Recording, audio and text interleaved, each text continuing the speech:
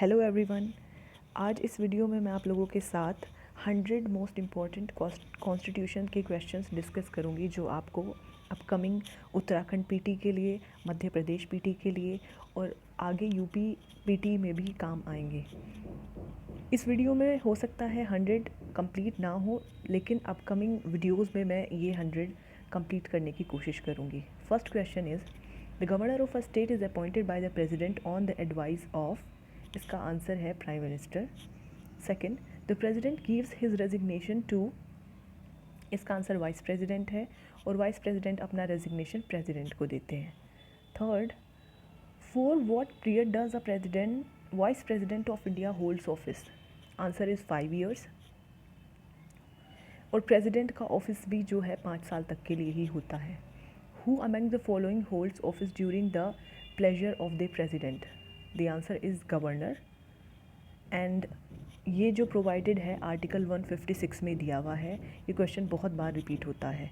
Election commissioner की अगर हम टर्म की बात करें, ये क्वेश्चन भी बहुत बार पूछा जाता है। इसका आंसर है 6 ईयर्स और up to 65 years of age, whichever is earlier. Fifth question is which of the following is not true regarding the payment of emoluments of the president. तो इनमें से जो करेक्ट नहीं है वो टिक करना है। And answer is they are charged on the contingency fund of India.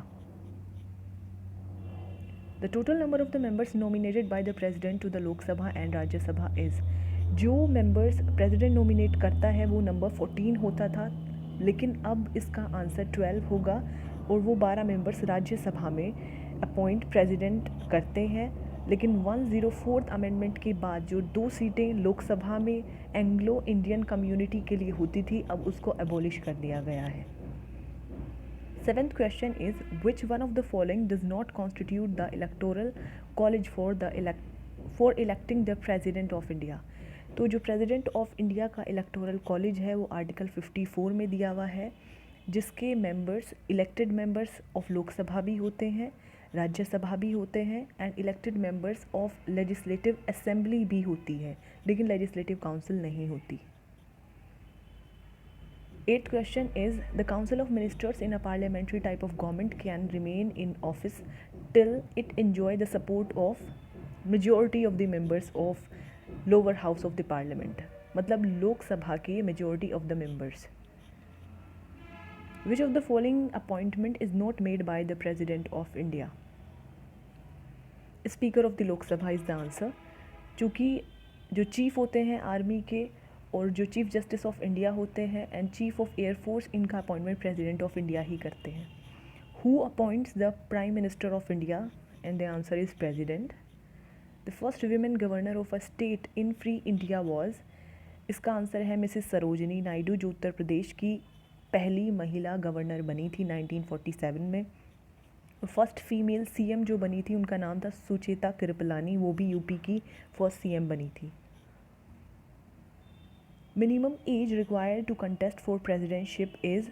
तो मिनिमम एज 35 ईयर्स है एंड गवर्नर के लिए कंटेस्ट करने के लिए भी मिनिमम एज 35 ईयर्स है, but there is no limitation of maximum as.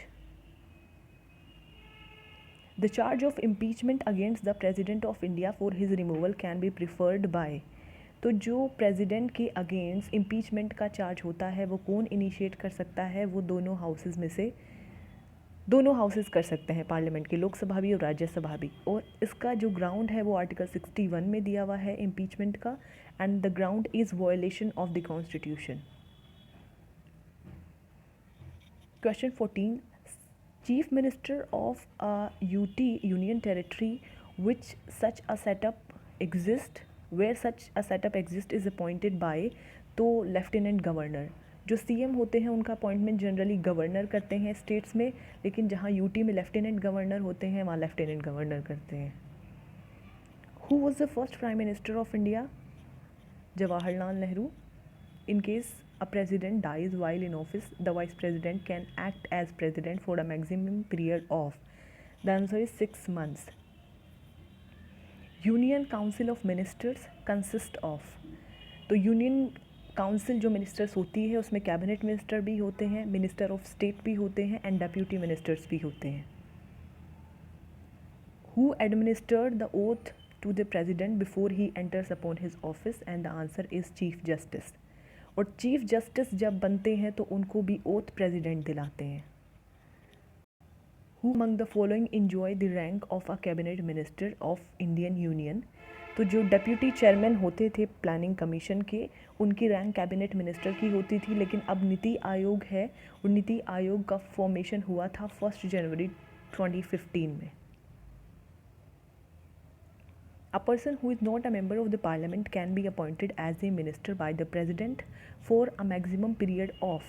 Then answer is 6 months. जो पार्लियामेंट का मेंबर नहीं है लेकिन उसको भी मिनिस्टर बनाया जा सकता है सिर्फ 6 महीने के लिए.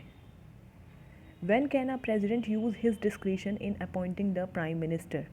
तो प्रेसिडेंट अपनी डिस्क्रिशन से प्राइम मिनिस्टर को तब चुन सकता है जब किसी पॉलिटिकल पार्टी की मेजॉरिटी ना हो लोकसभा में. If 22, if in a country there happens to be the office of monarchy as well as parliamentary form of government, this monarch will be called head of the state. What is the one feature which distinguish the Rajya Sabha from Vidhan Parishad? Then answer is power of impeachment.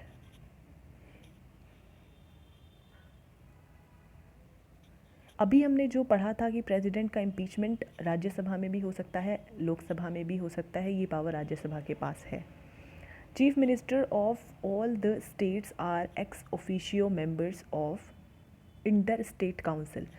इस 24th question में ex officio members पूछा गया है inter state council के. तो chief ministers होते हैं ex officio members, लेकिन इंटर स्टेट काउंसिल का चेयरमैन पीएम होता है.